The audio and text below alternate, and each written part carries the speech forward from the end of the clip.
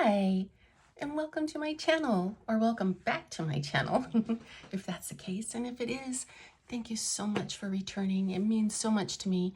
I'm trying really hard to build up an audience and be consistent in putting up videos for you guys.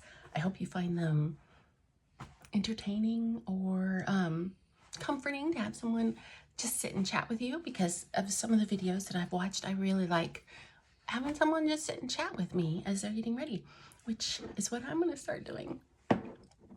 I am an author of all things spicy. But not just spicy. I have started branching out in my writing, which is why I'm so long between books, because I feel like I'm going between worlds, you know? There's a part of me that still wants that juicy, wonderful, steamy romance and all of the good smexy scenes. But there's another part of me that wants blood and gore and mayhem and danger and excitement. So I'm being pulled in two directions. And what's resulting is some pretty messy work from my part. So I have to focus and channel it and compartmentalize my creativity, as it were. So, I thought maybe I would tell you guys how I wrote my first book, A Table for Three. Now, if you don't know, I write primarily BDSM romance. And my first book, A Table for Three, when it was released, a romance critic wrote, if 50 Shades of Grey was a sports car on the freeway, then A Table for Three is the semi that just ran it off the road. I'll take that. Yeah. Okay. And I love that. And it has sold, A Table for Three, my debut book, has sold over 250,000 copies worldwide. And it's even been translated, which is huge. It is my bestseller. My other books also have done great. I've hit lists. I've hit USA Today twice. So yeah, but A Table for Three is far beyond, above and beyond all of my others. And it's near and dear to my heart because it's my first. And I thought maybe I would tell you guys how it came to be. Now, at the time when I wrote this book, I was on kind of a hiatus from my day job. I was a banker at that time, working for Washington Mutual, which was a fabulous bank, and I'm really sad that it closed down. It was the media that closed it down, in my opinion. But anyways, that's a whole other thing. But anyways, I was having kind of a mental breakdown. One day at work, something happened and I just started crying, and I could not stop crying for 2 weeks. So the doctor put me on a medical leave. And that medical leave turned into me just staying home. And now my original heart for work, when I was working, I always wanted to be a nurse. I had started as a CNA in convalescent home, and I thought I was going to do that for the rest of my life. I love working with the elderly. I think there's something magical and wonderful. I'm going to start tearing up if I think about it too much. I love working with the elderly. So when I had taken off work and decided not to go back, my ex had a lovely, wonderful friend. Hold on, there's going to be noise and chaos. My company, the boys have just come home. Guys, can you shut my door, please? Okay, I don't know if they heard me. Anyways, so my ex, might as well have been his grandmother. They were neighbors, but been neighbors for his whole life, and they were very dear to her. It was his mother's best friend, and she had Alzheimer's and could no longer be left alone. And her daughter had a full-time job and had to work and had a life. And I was refusing to go to work but needed money. So the solution was I was going to sit with her and keep company with her while her daughter was at work. And she was a lovely woman, and I adored her, and I loved being there with her. And they had a computer. And one day I was reading a book. Now, I'd always wanted to be a writer, always dreamed of being a writer, but I was sure that I was a bit laughed at.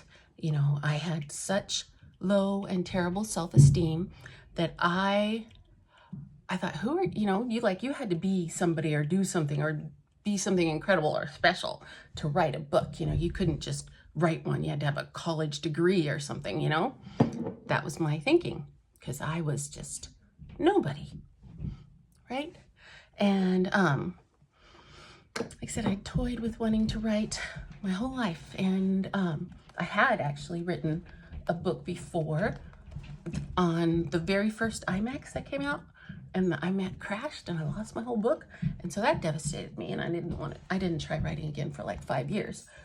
But fast forward to this time, and I am taking care of Flora, and I read this one book that was so mind-bendingly stupid that when I finally just threw it on the floor. I was reading and I went, ugh. And I thought to myself, if this can get published, I can get published. And I marched myself over to Flora's computer, and I sat down and I started writing. Now, there is a little glitch on this, because at the time I was a very devout and church-going Christian, and I was determined to write a Christian romance, because every Christian romance I have ever read is insulting. Listen to this, Christian community. It's insulting. They think just because we like romance, we don't have any intelligence. The books were so stupid. Like I tried like 4 or 5 of them and I gave up. So I was going to write a good Christian romance. I sat down and I kept running against that closed door. I could not establish the intimacy that I wanted to establish without the intimacy, And I remember complaining to my mom about it. I was talking on the phone with my mommy, and I was telling her my issues and how I was like, the characters just they're not connecting. There's no spark. They're not clicking. And my mom, I said, and complaining, my mom finally goes, Jesus Christ, Lisa. She goes, it's your fantasies. It's not like anybody's going to think that you did this stuff yourself. She said, just write what you want. Just write what you want. Let it go. And A Table for Three was born. I took that shit to heart. And I was like, okay, here we go. And A Table for Three is it's not Christian at all. It's a woman with 2 billionaires who are salivating over themselves for her, and they pamper her and sweep her away, and she has a life of luxury. It's so magical and fun. And yeah, so that's how I wrote A Table for Three. That's how I just let myself go, and that book just flew out of me after that. I mean, everything. I had to write fast enough to keep up with it, right? Because everything was just going so fast I could hardly type to keep up. And that's another thing. I don't know how to type. Yes, I'm a best-selling author, and I don't know how to type. I look at my fingers, and I make so many mistakes. And I'm very slow, and I also don't know how to spell. That's another wonderful thing about me. How can there be a writer who doesn't know how to spell? But I don't. My dad didn't know either. Like, is that hereditary? Yeah, I can't spell. So spell check goes crazy on me. But I wrote this book anyway, and I picked up, after it was finished, I picked up the first book that I liked in my book pile to see who published it. And the publisher was this little publishing company called Samhain Publishing. So I got their I looked up their website and I found how to do submissions, and then I just wrote this letter and I said, I have never done this before. I'm not sure how to do it, but I wrote this book and I hope you like it. And I sent it off, and I thought I would never hear from them again, but I was proud of myself. I could say I wrote a book and I tried. I thought for sure I was going to get laughed at. But she didn't laugh at me. She responded, the person that got it responded and said, this is a fabulous book. However, it needs a lot of work. She goes, do me a favor. Well, she didn't say do me a favor. She goes, re-edit, polish it up. She goes, and I could tell you use spell check. She goes, don't trust spell check. Spell check will turn it into words you don't know. She goes, don't just accept spell check. How funny is that? I am so thankful that she accepted me instead of just laughed at me like she should have. But yeah, so I re-edited it and sent it back. And then she goes, okay, we're going to do this. And I was so excited. And then what made it even more amazing was she said, are you interested in turning it into 3 books, into a trilogy? Not only did I not get laughed at, I was offered a 3-book deal. So that is how A Table for Three came to be. And it was so incredible. I'm going to let the dogs out. They're driving me crazy.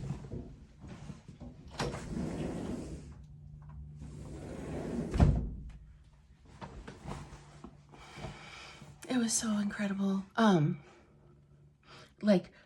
I had no idea. I didn't know anything about the publishing industry, obviously, or the romance industry. I just read books. I loved books and I read them. I didn't haunt anybody's websites or try to look up authors anywhere. I just read romance books, and I knew who my favorite authors were, and I loved them and always got their books right away, but I didn't keep up on anything that was going on in the industry. It never even occurred to me to do that. And the day my book came out, I remember I couldn't sleep. I was up all night. I just couldn't believe it. And when the day that it came out at like 4 o'clock in the morning, I was awake and I got a fan letter. Can you believe that? Have you ever written a fan letter in your life? I never have, or I hadn't until then.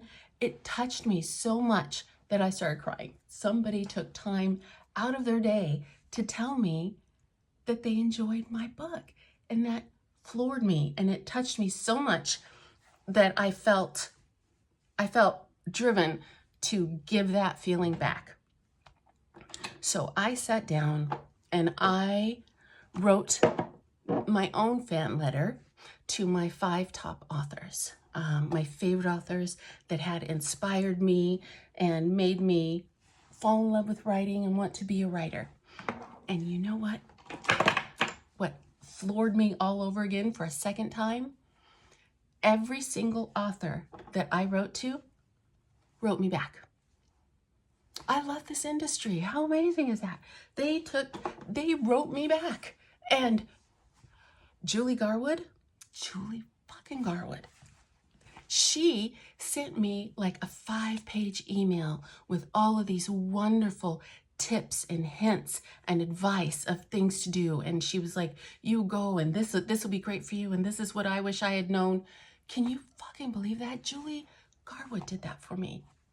And my letter was, it said something to the effect of, my first book just came out, and I received my first fan letter. And it touched me so much that I just had to let you know what your work has done for me. And I am so thankful for all you have, for all of your work. It has touched me and motivated me, and yeah, stuff like that. More eloquent. I can't remember word for word what I wrote, but just like, thank you for what you've done and inspired me, and who you've been for me my whole life, or all this time. And they all wrote back. But you know what? My very favorite author in the romance genre, in my romance genre, in the niche that I am, in the BDSM romance, is Cherise Sinclair. Cherise Sinclair is the BDSM goddess. She's amazing. Her work is flawless, in my opinion. Cherise Sinclair, Club Shadowlands. Read them. Do yourself a favor. Read them. So, she wrote me back. And her response, I have kept that email. I've kept all of them. But her response said, I've never answered an email, a fan letter this way, but I love your book. Cherise Sinclair read my book. I squealed. I remember squealing when I got that, and just, it blew me away. But now, Cherise Sinclair is one of my dear friends. She lives not far away, and we get together every couple of years because we're both doing our thing or whatever. But I absolutely adore that woman. Yeah. Can you believe that? She read my book, and she loved my book. That still blows me away when I think about it. So that's how A Table for Three came to be. And like I said, it is steamy and wonderful, and it's just my fantasies. And I hope that they match yours.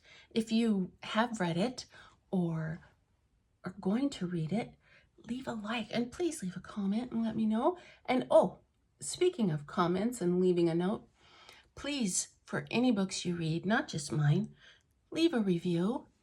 I hate to say that, but even negative reviews, they help. All the reviews help, so that all the algorithms out there know that this book isn't just stagnant and just sitting there and nobody's reading it. Like, the reviews really make a difference and really help. So if you've read any of my books, I would be so thankful if you would leave a review and leave some stars. As far as stars go, A Table for Three is still sitting at almost 5 stars, and with over 1,300 views, so that's pretty good. I'm very proud of all of my work. A Table for Three, like I said, is my first, so it will always have a special place in my heart. But all of my books also, there's a meaning in them. None of them are just about the sex. There's always a plot and something going on that is deeper and important. Like in Damaged Goods, we were after a serial killer. He's a homicide detective, and he's after someone who is murdering young women. And in Innocence Defied, that book came out of me like water. It just poured from my fingertips. I absolutely loved it. Gage Hollister is one of my favorite characters I've ever written. He's freaking hot. Oh, he's so hot. And Southern. But anyways, in this story, she is the younger sister of his best friend. Way younger. She came as a surprise to her family. A late come surprise. So everybody's like, way older than her. But she grew up in love with Gage, even though he's 13 years older than her. And she has decided she wants to give him her virginity for her 21st birthday. And he's freaking out because he is a dom and he doesn't want some innocent little virgin. Not only that, she's someone he's always thought of as a sister, and it's fucking creepy to him. And it is so fun watching watching them come together and realize what they're about. I had the best time writing this book. It's so good. So good. And then the next one is, what do I want to put on my eyes? Because I want a little darker. Go to the other shadow. My trusty dusty one. Okay. And after Innocence Defied is Embracing the Fall. Now, Embracing the Fall is a fabulous book. I absolutely love it. I love the characters. And I feel bad because a lot of people will give it a pass because there are 2 women and 1 man, right? So they think, oh, it's going to be lesbian. Come on, babies. No barking. Come on. Sorry, they're barking outside and we can't have that. They're not allowed to bark. Come on. Let's go. Pippin. Come on. Pippers.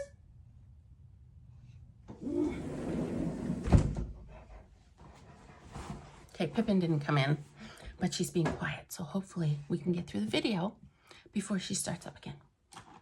So, Innocence Defied. Get it. But we are already on to the next one. Oh, here she comes. Come on, Doodles. Now you guys be quiet. Okay, I'm back.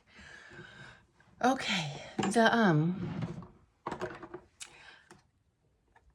where is that? Not Innocence Defied. Embracing the Fall. 2 women, 1 man. There is no lesbian sex, although that's freaking hot. I don't know why anybody would have a problem with that. Just like in A Table for 3, the men don't have sex with each other. They're all about the woman. And in this one, the women are all about the man. The thing is, in this book, I put a bit of a darker spin on this. I started them off in college, and one of the girls is date raped. And the recovery that she's had to go through was horrific. And her best friend and roommate, who was going through it all with her, was suffering trauma as well from being adjacent to it, and having to go through this and keep her friend together. And, there's trauma all around, not just to the person that it happens to, but to the people that love them. They also suffer trauma. And so I wrote about that. And these 2 best friends who have been connected at the hip for over a decade, and one of the girls, the rape victim, has come to the realization that she is a sub and she needs a dom, but she's terrified to try. And so her best friend, of course, agrees to try alongside her. And Evan is the dom that takes them on. And it's amazing. It's so good. And to watch how he falls for each of them in their own way. I know a couple of my author friends read it and they're like, oh, one of them even told me, like, I was getting jealous. I wanted Zipporah to go away so that it would be just him and Cammie. Because, she was relating with Cammie, and she's like, I wanted it to be just us. And I'm like, that's not how this is supposed to go. So that's innocence, or embracing the fall. My eyelashes look a little funky today. I'm going to try them again. I was able to get them on again off camera, so we're going to try to get them on now. Okay, see if I can do it on camera. It's so funny to me that it wouldn't go off camera, or that it would do it off camera, but I couldn't do it on camera. How weird is that, right? Oh, shoot. There it is, I found it. I thought I lost it. Ugh. Okay, goes like this. Okay, let's see if we can do it. Wish me luck.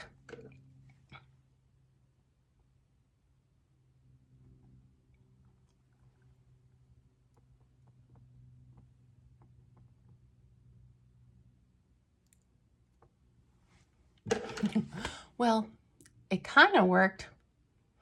I think I better reapply. What do you think? But at least I figured out how to put them on the thing, on the tingamabob. Okay, we're gonna try once again. Come on, get apart. Pulling them apart is tricky. There it goes.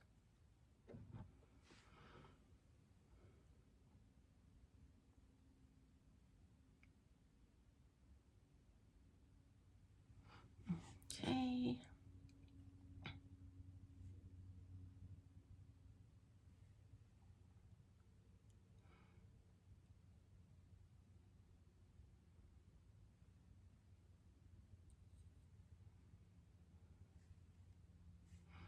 I'm sorry, I'm being so quiet right now. I'm trying to do this right.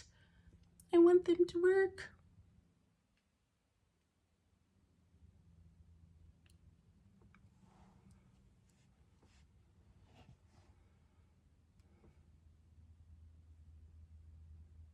Okay, here we go.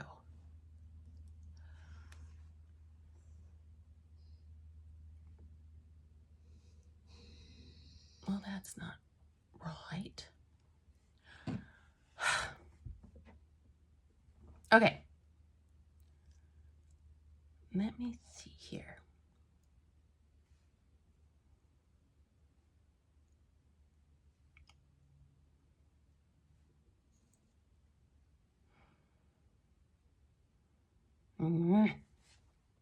I get frustrated.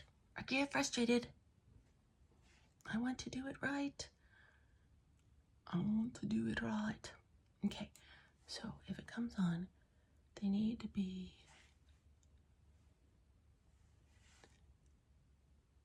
like that,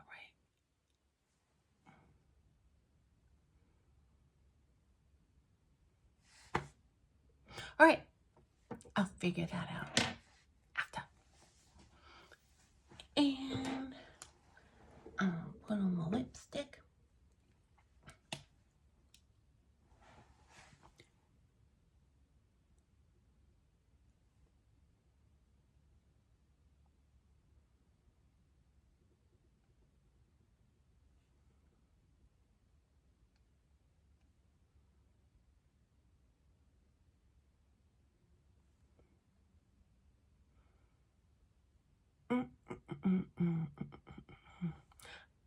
Do you love me? Hey, baby. That's a new one. I haven't had Paula Abdul stuck in my head forever, but oh, I love that song when it came out. Fool before one like him, my love caught in the slamming door. Are you more than hot for me, or am I a page in your history? I don't mean to make demands, but the word and the deed go hand in hand. How about some information, please? All right. I am going to pause it and try to come back with the eyelashes on, because I don't want to make you guys sit and watch me do it over and over again, and I still haven't figured out how to fast forward. So hopefully we will be able to do it. Let's try a transition, okay? Ooh. I'm so proud of myself. I did it. Look at that. Can you see how long and bushy they are now? Look at them. They're beautiful. I love them. They're going to take some adjusting to get used to. A little weird, but I finally did it. Fun fact, if you get magnetic eyelashes, or any eyelashes, I guess, there's a difference between the right eye and the left eye. I didn't think it mattered. They weren't marked in the packaging, but yeah, that's what I've been doing wrong all along, is I was always trying to put them on this eye when the ones that I was trying to put on this eye go on this one. All of a sudden, everything just was different and perfect. I'm going to put in my last little touches here. And then I will be ready to put up my hair and finish my day. I was telling you about my books that are out. So those are my BDSM series. I have other books as well. I want to take a moment to tell you about my favorite book that I have out, though. That is called Edge of Paradise. And that one is, in my opinion, my best work. It's very personal as well. In that one, we deal with a very sad loss. And I pulled my own experiences into that story because loss is hard to deal with. And as a writer, I needed to write out my feelings. So that's what I did in Edge of Paradise. So I'm going to, I think I'm just going to go with a messy bun because I spent so much time on these freaking eyelashes. I'm tired of looking at my face. So we're going to grab a doohickey. And yeah, just do a messy bun, not even anything fancy. Let me see, I have blue polka dots. Maybe I could put in a little blue bow maybe.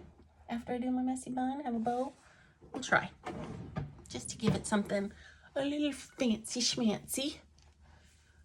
I love these eyelashes. Oh. And I love that I thought about getting the eyelash extensions, but honestly, I see them everywhere and they look so sloppy and messy when they need to be redone, and I'm not about that.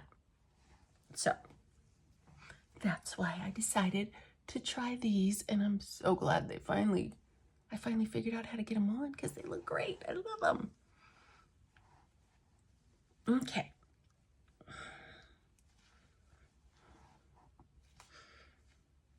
Do you love me? Hey, baby. You know, I'm sorry that my energy is off today. It's October.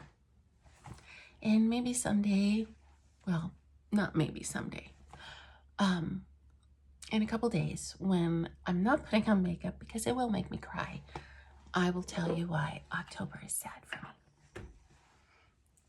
Because it's a very, very sad month indeed. And I will give you all the details on that. In the meantime, if you could give me a like or leave a comment or both, that would be really appreciated.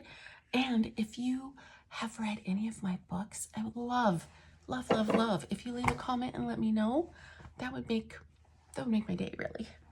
Okay, let's put on my little bow to schmazz it up a little bit.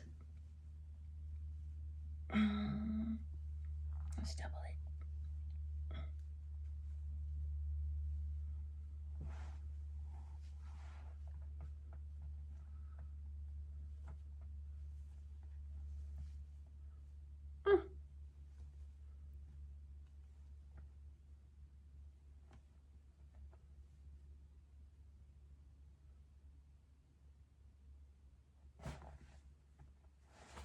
And look at me, messy bun, elevated.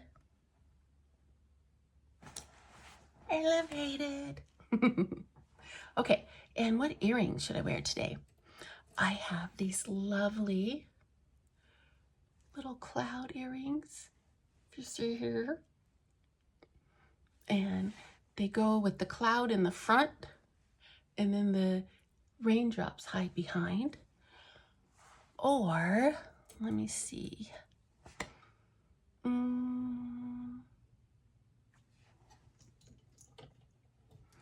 Maybe I could wear my sparkling rainbows. I love these earrings. They're so fancy. Yeah, I think I'm going with my sparkling rainbows. They give me joy. They make me happy.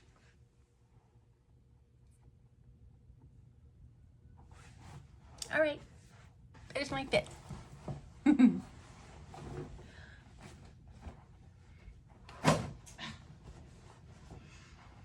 Let's see here. I'm going to turn this a little bit so you guys can see. Look, a little sweet, sexy slit. And I am ready for the day.